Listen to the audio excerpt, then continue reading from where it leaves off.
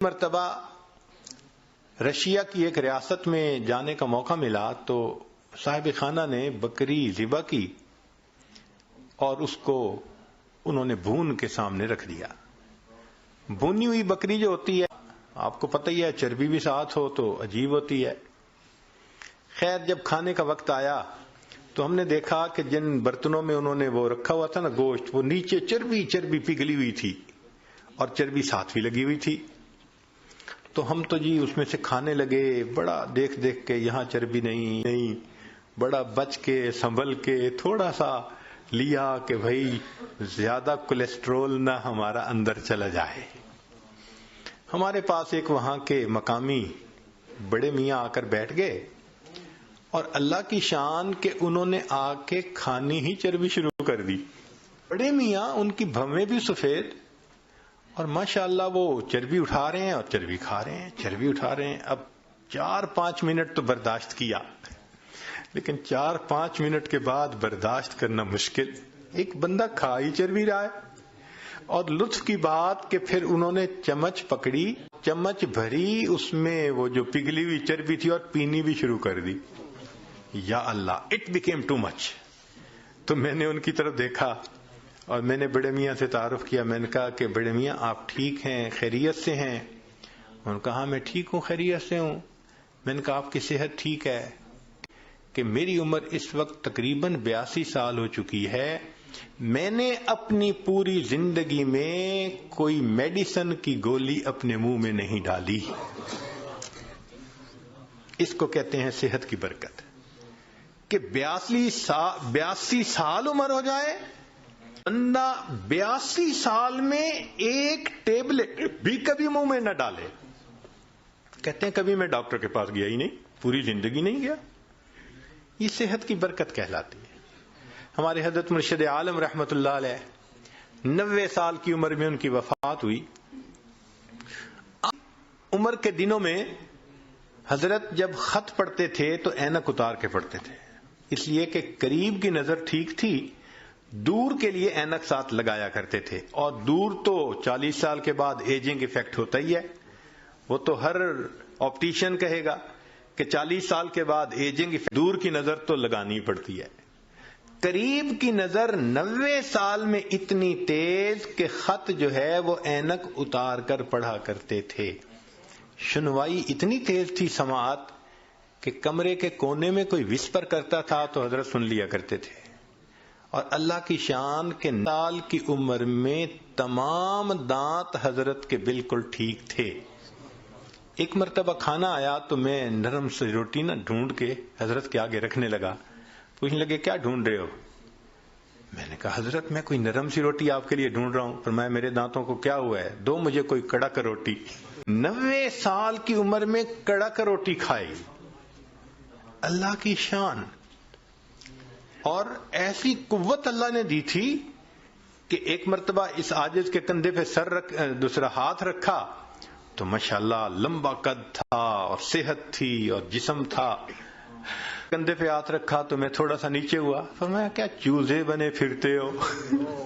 ہم واقعی اپنی جوانی میں ان کے سامنے چوزے تھے. اللہ نے ایسی صحت دی تھی. اچھا آخری عمر میں شوگر کی بیماری ہو گئی تھی. اب آپ کو پتہ ہے کہ جو شوگر کا مریض ہوتا ہے اس کو تو ہر 2-4 یورینیشن کی ضرورت پڑتی ہے، لیکن نہیں. میرا اپنا واقعہ ہے جو خود ان کے ساتھ اپنی آنکھوں سے دیکھا اور آج مسجد میں باوضو نیریٹ کر رہا ہوں. رمضان شریف میں حضرت مری میں تھے اور وہاں پر جو مقامی امام تھے ان رات بلائے ہوئے تھے. ایک رات وہاں قرات کی بڑی عجیب محفل ہوتی ہے، چن چن کے قراء کو وہ بلاتے ہیں. حضرت نے مغرب کے بعد کھانا کھایا اور وضو فرمایا، اور وضو کرنے کے بعد مجھے فرمانے لگے کہ بھائی جلدی جانا ہے تاکہ پہلی صف میں جگہ مل سکے، تو جلدی عشاء. تو حضرت پہلے ہی آ کے بیٹھ گئے، حالانکہ ابھی آدھا گھنٹہ نماز میں رہتا تھا. عشاء پڑھی، پھر عشاء کے بعد تراویح ہوئی، پھر تراویح پڑھنے کے بعد قرات شروع ہوئی. تو میرا خیال تھا شاید تراویح پڑھنے کے بعد حضرت جائیں گے وضو تازہ کریں گے. میں نے ذرا 1-2 دفعہ چہرے کی طرف دیکھا کہ جانے کی نیت نظر آتی ہے مگر نہیں، وہ تو پرسکون بیٹھے تھے. میں خاموش ہو گیا. اب قرات شروع ہوئی. ایک قاری نے قرآن پڑھا، اور ہمارے حضرت تو قرآن کے عاشق تھے. وہ تو جب کوئی قرآن پڑھتا تھا حضرت تازہ دم ہو جاتے تھے. حضرت نے ان قراء کا قرآن سنا. اتنا پڑھنے والوں نے قرآن پڑھا کہ سحری کا وقت ختم ہونے میں 1 گھنٹہ باقی رہ گیا. تو اعلان ہوا مسجد میں کہ بھئی سب لوگوں کے لیے اجتماعی سحری کا بندوبست مسجد میں کیا گیا ہے. کہا گیا آپ لوگ اٹھیں اور اپنی سحری کھا لیں. تو میں نے حضرت کی طرف دیکھا کہ بھئی اب تو کمرے میں جائیں گے وضو کرنے کے لیے، رات ہی گزر گئی. تو میں نے پوچھا حضرت وضو فرمائیں گے؟ فرمایا اس کا مطلب تھا کہ نہیں کرنا. میں چپ ہو گیا. حضرت نے وہیں میں سحری کھائی. اب کھانا کھانے کے بعد تو نوجوان لوگوں کو جانا پڑتا ہے بیت الخلاء میں. تو جب کھانا کھا لیا تو پھر میں ذرا قریب ہوا. حضرت وضو تازہ فرمائیں گے؟ میری طرف دیکھ کے فرمایا میرا وضو کوئی کچا دھاگا ہے. یہ الفاظ کہے میرا وضو کوئی کچا دھاگا ہے. میں خاموش ہو گیا. اب فجر کا وقت ہو گیا.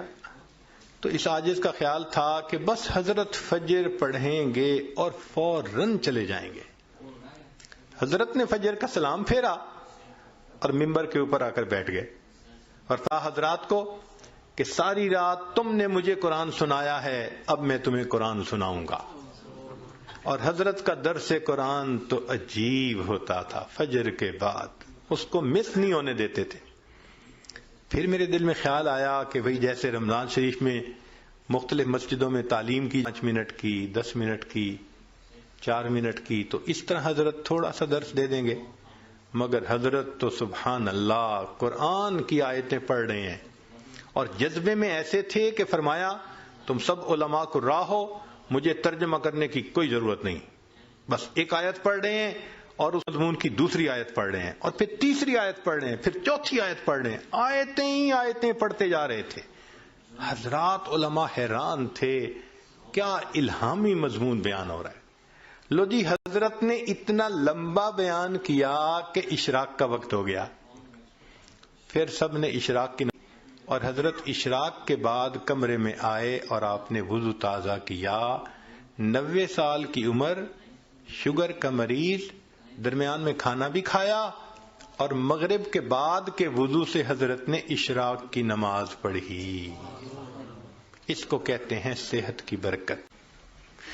یہ برکت عجیب چیز ہے. جس چیز میں برکت آ جائے اللہ اس چیز میں بندے کو پرسکون کر دیتے ہیں.